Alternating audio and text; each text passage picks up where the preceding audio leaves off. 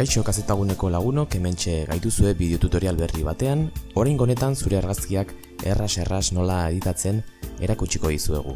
Hori guztia Bifunkiri esker izango da.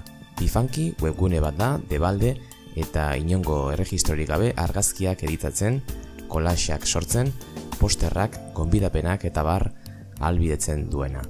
Webgunean sartzen garenean, argazkiak editatu aukeraren gainean sakatuko dugu. Aurreneko pausua irudi bat kargatzea izango da. Ikus ezazue zenbat aukera dauden argazkiak igotzeko. Guk gure kasuan ordenagailutik kargatuko dugu argazki bat. Hementxe dugu. Beno, lehenik eta behin oinarrizko kontzeptuekin jolastuko dugu apur bat. Hauek editatzeko aukeran kokaturik daude. Aukera ugari daude, guk adibidez irudiaren esposizioa aldatuko dugu. Botoiak apurtxo bat ukituz, lortuko dituzue aldaketak, berehala irudian somatuko dituzuenak. Gogoratu amaitzean aldaketak baieztatu behar ditugula. Hori botoi honen bidez egiten dugu, eta aldaketa aspasaigu gustatzen, desegiteko botoia daukagu atzera bueltatzeko, baita berregiteko aukera ere. Oraingo honetan kolorea aldatuko dugu.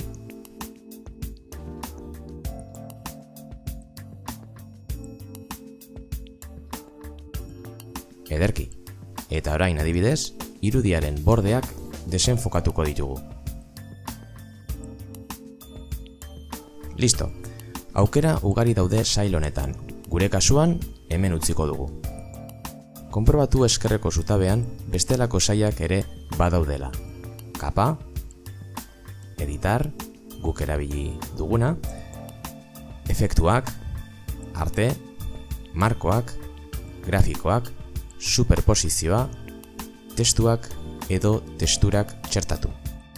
Aukera hauek guztiak landuko dute zuen irudien eraldaketan. Badaude aukera batzuk ordainpekoak direnak, baita erregistroa ere eskatzen dutenak. Baina gure ustez doako aukerekin nahikoa da gauza oso interesgarriak egiteko.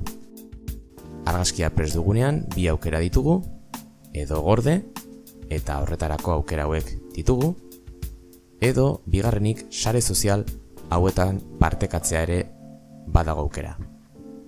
Bifunki erabiltzen konbidatzen zaitugu, seguru lortutako argazkiek ez dutela inongo zerikusirik argazki originalekin alderatuta, eta beti bezala espero dugu bideoa zuen gustokoa izatea.